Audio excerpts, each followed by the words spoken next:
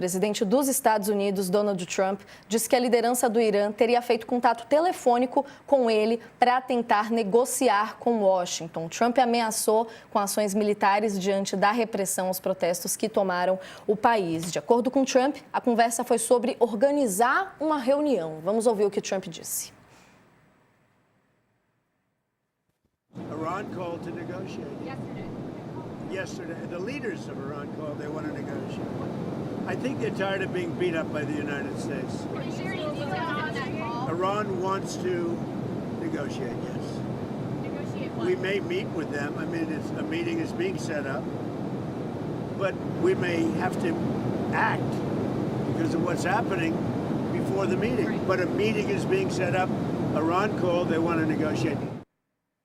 Importante a gente trazer um pouco de contexto aqui dentro dessa fala de Trump. Ele disse também que monitora os protestos, avalia aliações fortes em torno do assunto. Essa revolta no Irã começou no fim de dezembro, depois da forte desvalorização da moeda iraniana, e evoluiu para uma crise de legitimidade do líder supremo do país, o Ayatollah Ali Khamenei. O governo iraniano impôs um bloqueio da internet, como a gente disse, desde quinta-feira da semana passada, o que está dificultando a obtenção de informações, a verificação de informações.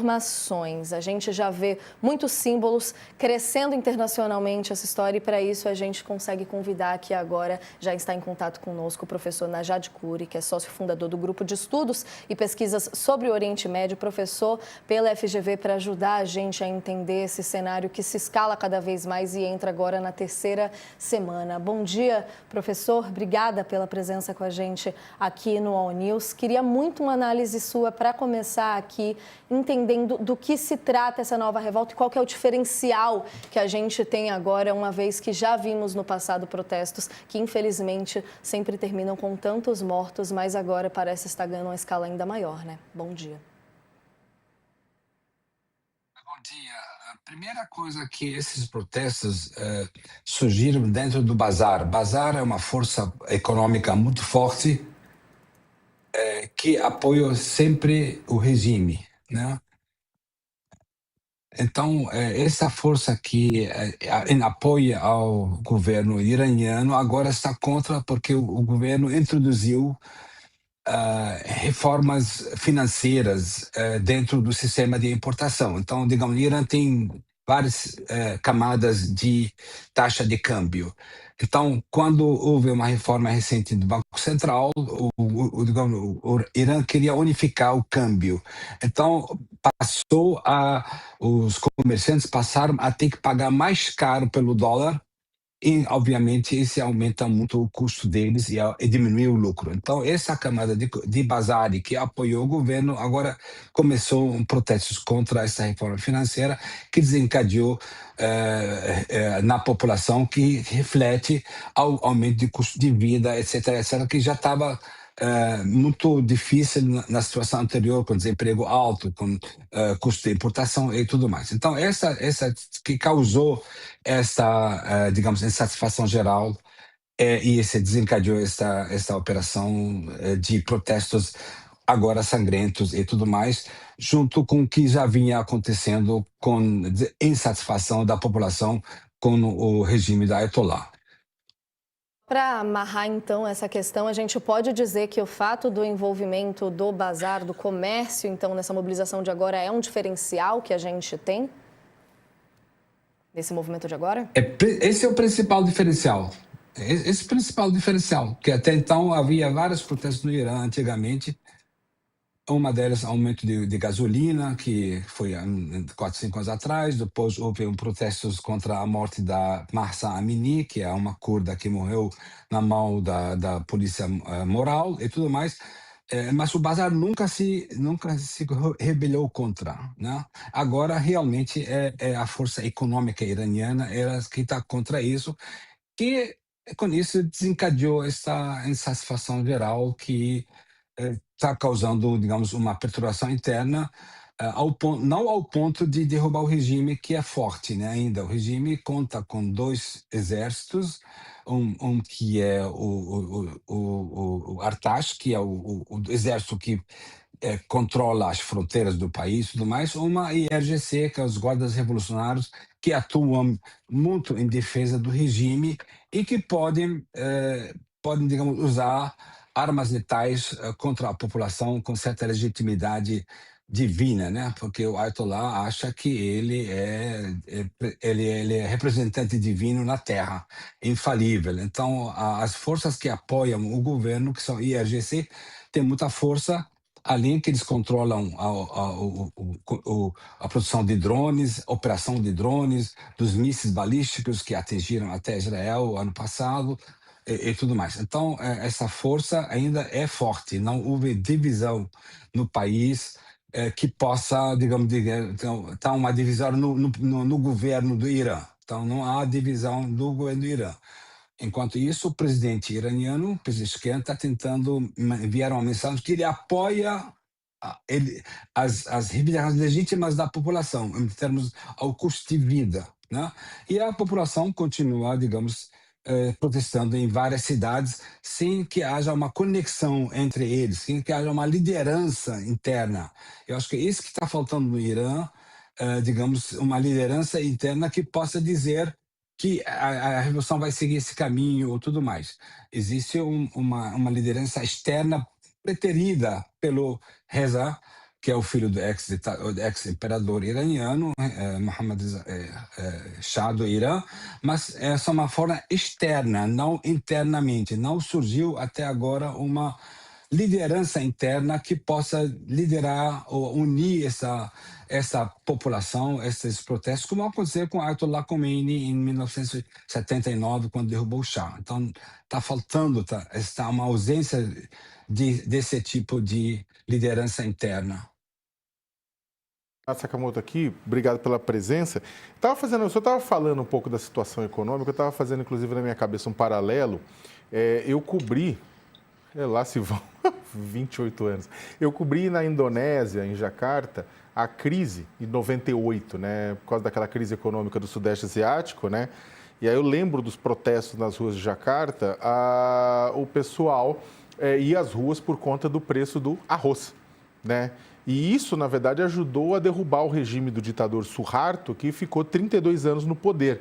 Né? A questão do componente econômico se juntou, a questão da... É claro, você pega um regime que matava, torturava, desaparecia, invadia país vizinho como o Timor-Leste, né? E aí o que aconteceu é que aí você acabou tendo a queda do regime, exatamente porque daquela vez teve aquele componente econômico chegando na vida das pessoas, as pessoas falando, não dá mais, o arroz não dá, né?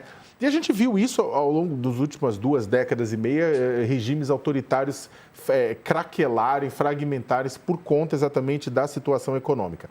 O senhor, se houver mudanças, se o governo do Irã adotar mudanças no curso que está tomando do ponto de vista econômico, pode se preservar? Ou o senhor acha que isso vai escalar ainda economicamente, ainda mais porque também o Irã sofreu um bombardeio recentemente dos Estados Unidos, isso piorou a infraestrutura, isso piorou a situação da qualidade de vida, né? Então piora inclusive também esse impacto econômico. O senhor acha que no final das contas pode se desenrolar para uma mudança de regime esse empurrão econômico, ou ainda vai ser, no final das contas, o governo iraniano pode fazer uma mudança de rumo?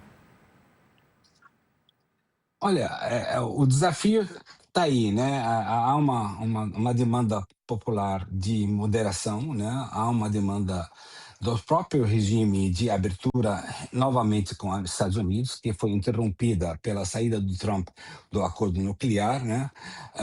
Então, é uma situação delicada do que o regime vai decidir, né?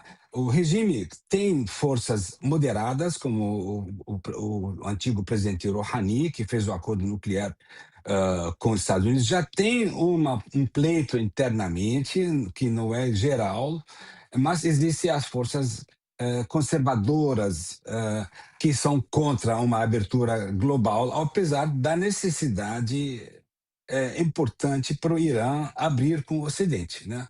Então, esse aqui acho que é o ponto delicado, como é que vai conduzir esse tipo de abertura controle dos protestos e, ao mesmo tempo,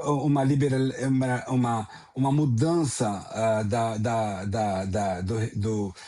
dos motos da revolução, que é morte aos Estados Unidos, morte a Israel, que são, digamos, até desde 1980 até hoje, os lemas da revolução. Então, ao mesmo tempo que você vê o Irã está negociando com Trump secretamente, já houve várias mensagens secretas conduzidas pelo Oman, né? O Foreign Affairs, o chanceler de Oman esteve recentemente no Irã e agora o Irã está mandando mensagem para o Trump. Então, existe essa negociação, ao mesmo tempo que existe a força do governo que controla o regime, que controla ainda as ruas, mesmo com os protestos, mesmo com morte de várias pessoas, morte de alguns agentes do governo também, mas não existe digamos, uma força que derrubasse com armas o governo, porque o governo está muito forte. Os guardas revolucionários podem matar em nome de Deus, sem que haja uma contabilidade disso, seja julgamento disso, como já aconteceu várias vezes. Então, esse é que é o dilema do governo. Vai abrir, vai tirar o Ayatollah pode ser retirado por consenso do Conselho dos Guardiões, ele é eleito pelo Conselho dos Guardiões, ele pode ser retirado pelo Conselho dos Guardiões, uma mudança política interna, que eu acho que é mais negócio para o Irã do que permitir essa onda em gerar uma confusão interna que possa prejudicar não só o Irã, mas ao país e à região do Oriente Médio, que é delicada, e ao mundo. A gente não pode esquecer que o Irã possui mísseis balísticos avançados, né, que podem atingir Israel, podem atingir outros países também, chegam a 2.000 quilômetros. Existe um arsenal de drone, existe um know-how gigante, existe 400 quilos de urânio enriquecidos que não pode cair na mão de ninguém.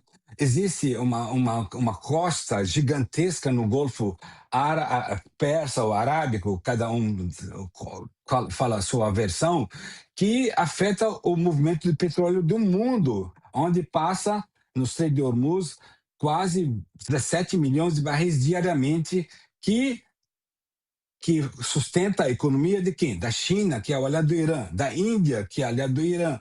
Então o Irã é um país forte, um país grande, um país do tamanho de 1/5 do Brasil, tem quase 2 milhões de quilômetros quadrados. Não pode haver no Irã o que houve na Líbia, o que houve no Iêmen. Veja o que está acontecendo. Líbia até hoje é dividido em dois lados. Iêmen está uma bagunça total, tem quase 3 países dentro de 3 governos dentro de um país. Ao lado do Irã existe a Turquia, que é a OTAN, existe Paquistão, que tem uma potência nuclear.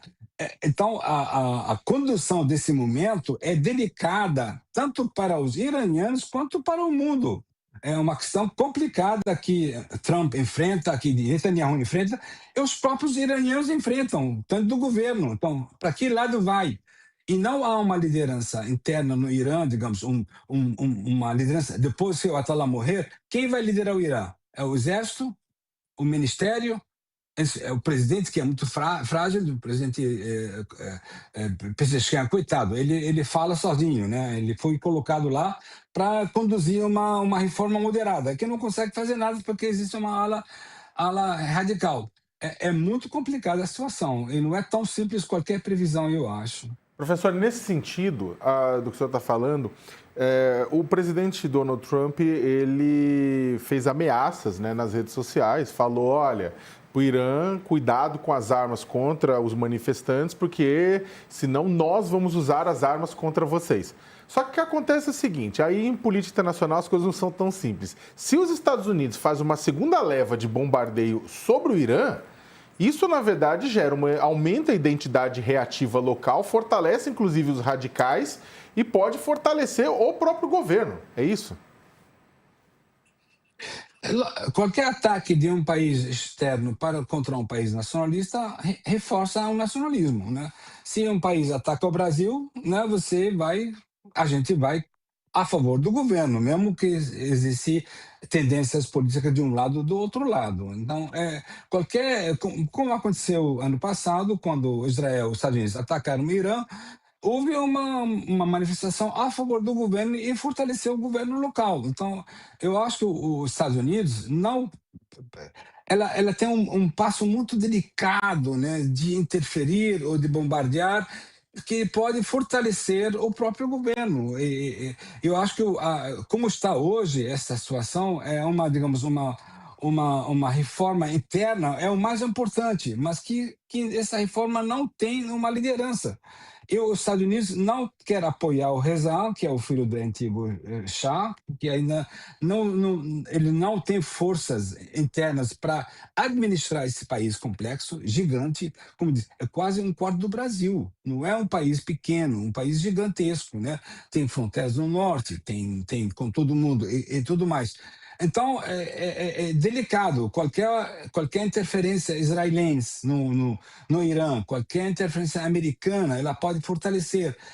Os Estados Unidos não podem abrir uma frente grande contra o Irã, porque existe a logística, existe distanciamento, tem exército de 350 mil homens, tem dois exércitos, os pastarãs e o governo, e do governo, o Artaj do governo. É muito complicado. As previsões do Oriente Médio são difíceis. No Irã é mais difícil ainda.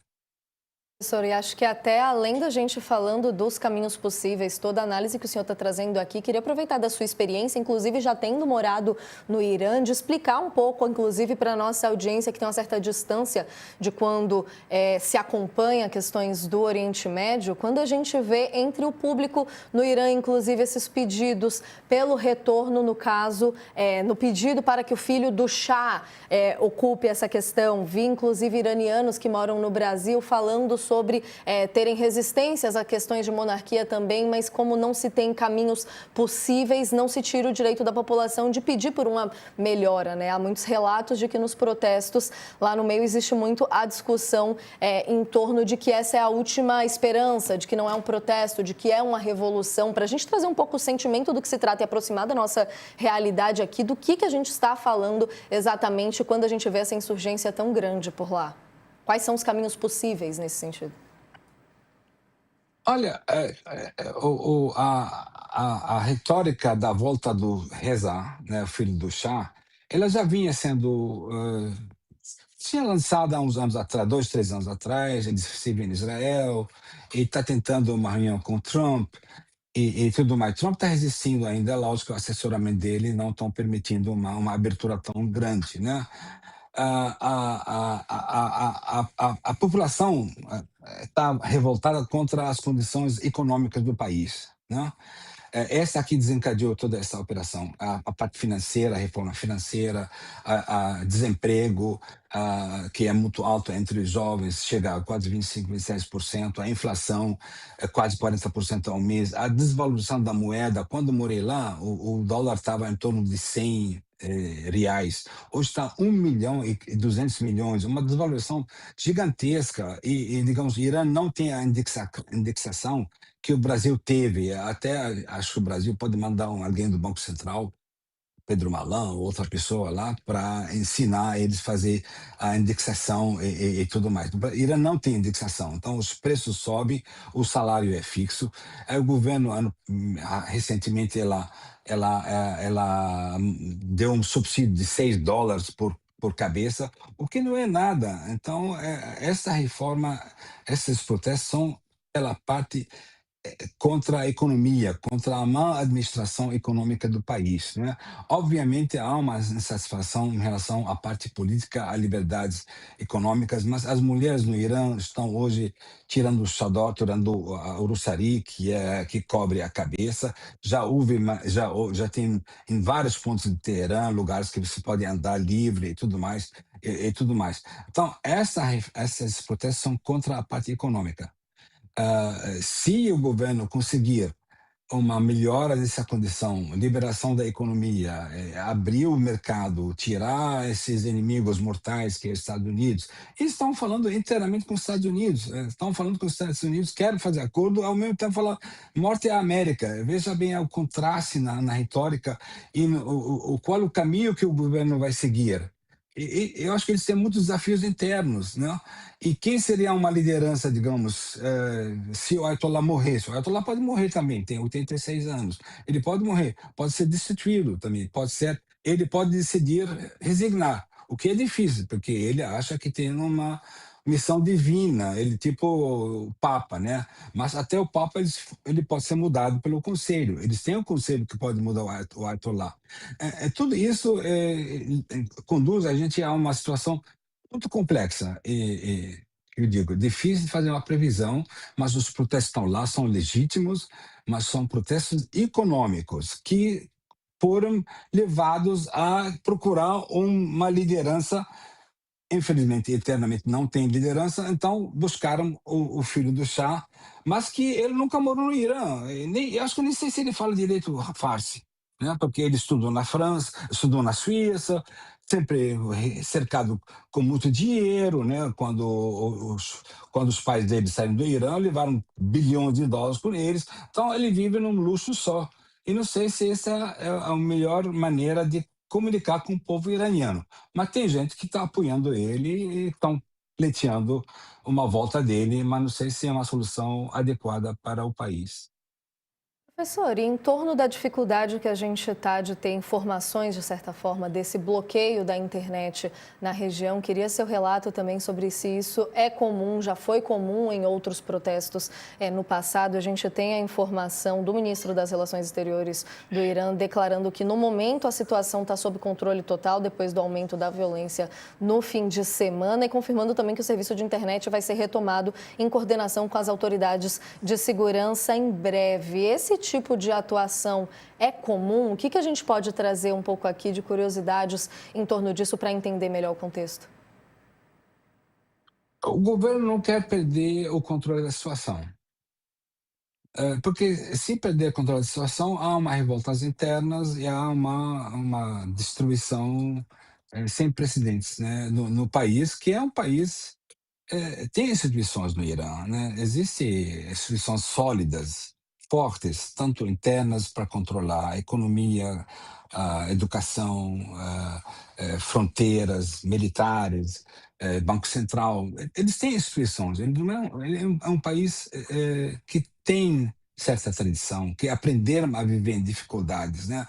Então, os governos, para controlar os protestos, obviamente, a internet é o mais importante. Eles cortam aí, o povo consegue, digamos, não consegue se comunicar. Mas eles têm, o Elon Musk, ele liberou para o Irã a internet dele, né, que o Trump apoiou, apesar que ele teve uma rixa com Elon Musk, ele achou que é uma coisa que ele pode fazer muito bem feita e tudo mais. Mas é um meio que o governo controla. Além do controle, digamos, militar ou de segurança que eles têm quase total do Irã, né? Existem brechas, obviamente, mas o Irã tem essas forças internas, tem, além do exército e os guardas revolucionários, tem o Basij, que é uma força popular, também que pode ser espalhada nas cidades e pode com armas e podem controlar a população. Então, o governo tem um certo controle e não perdeu esse controle por enquanto. Houve, digamos, as manifestações conseguiram quebrar as barreiras, conseguiram sair nas ruas, em Teherã, em outras cidades importantes como Mashhad, como Isfahan, como Shiraz, como outras cidades. Mas não é uma coisa fora do controle. O governo consegue controlar isso. Ele pode decretar feriados nacionais, né? Ele controla a internet. Então, o governo ainda tem controle sobre a situação interna, eu acho.